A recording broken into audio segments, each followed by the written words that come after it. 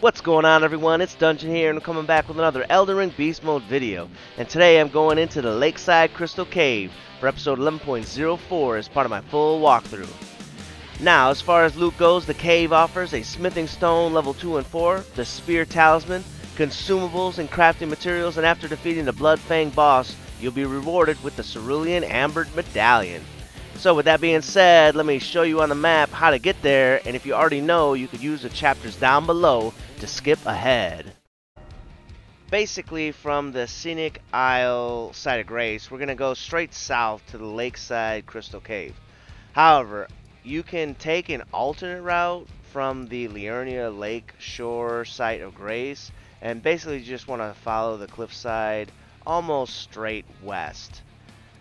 So basically in this clip here you see me moving mostly to the south in the swamps, and basically once you get to the cliffs you're going to have to identify where on the cliffside you're actually located and then just kind of adjust yourself accordingly.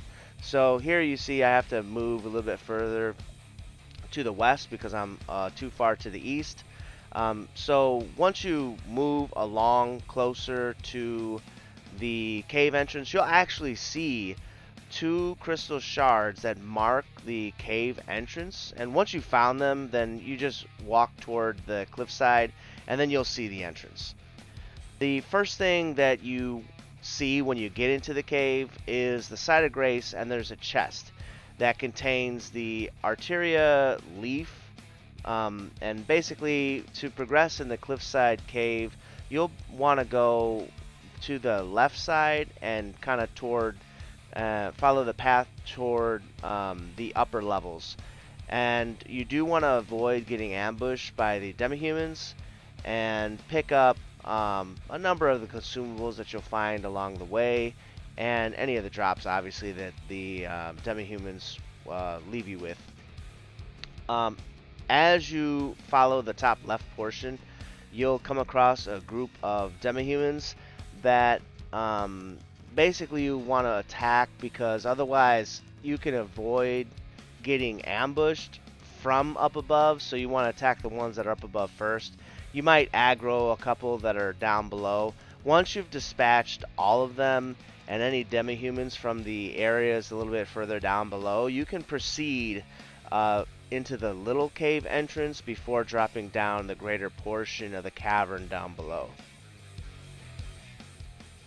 Going into the smaller cave section, you'll want to sneak up and try to use your bow or some sort of stealthy range attack to kill the smaller demi-humans. There's actually two here. One's hiding behind the bushes on the left, and there's actually another one hiding behind the barrels to the right. I have it marked on the screen.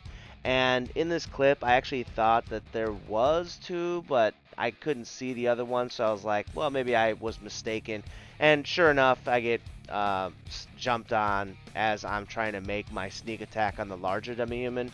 So once you dispatch the smaller one, do fight the larger demi-human aggressively, because if you play defensive, not only can it stun lock you, but his attacks also cause bleeds, so be real careful. But once you've dispatched this one, collect the silver fireflies and then open the chest so that you can get the Spear Talisman, and then you can proceed back to the larger open area.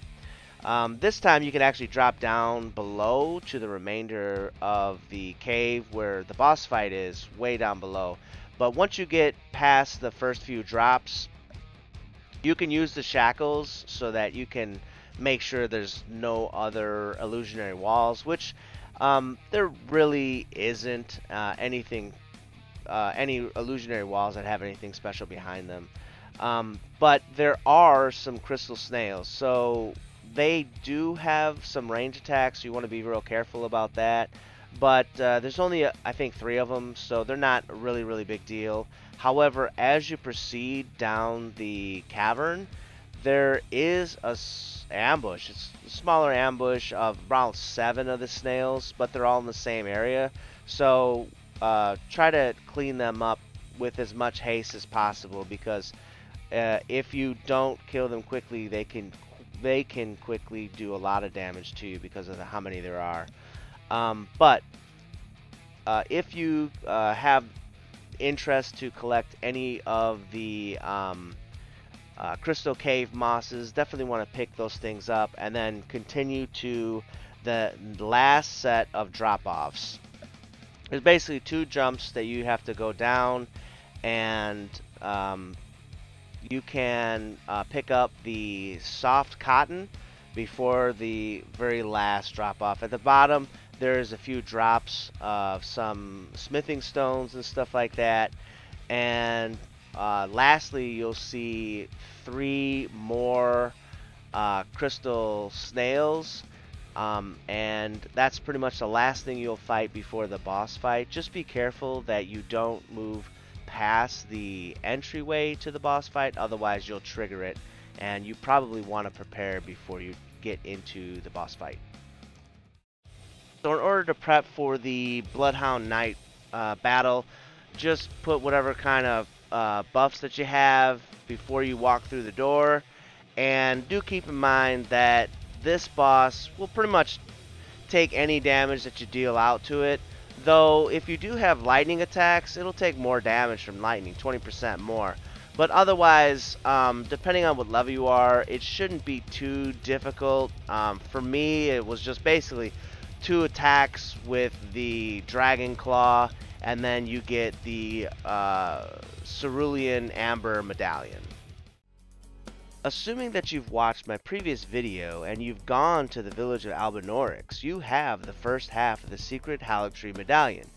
So when you talk to Latenna, who's sitting next to the slumbering wolf's shack site of grace, she'll give you the other half of the secret Haligtree Medallion. Not only that, she'll also allow you to summon her as a Spirit Ash, and that's potentially super good because she is ranked as, in my opinion, one of the best Spirit Ashes because of how much damage that she can do, though she is an archer, so it's all going to be like range damage and stuff like that, okay? Aside from that, again, you did pick up the Cerulean Amber Medallion, so if you take a look on the screen, you can see some of its statistics. Alright, you guys, that concludes this episode of the Elden Ring Beast Mode walkthrough where we journeyed into the Lakeside Crystal Cave. Oh wait, just like how this intro has been interrupted, your game will also be interrupted when you get at least 1 piece of the secret Haligtree Medallion.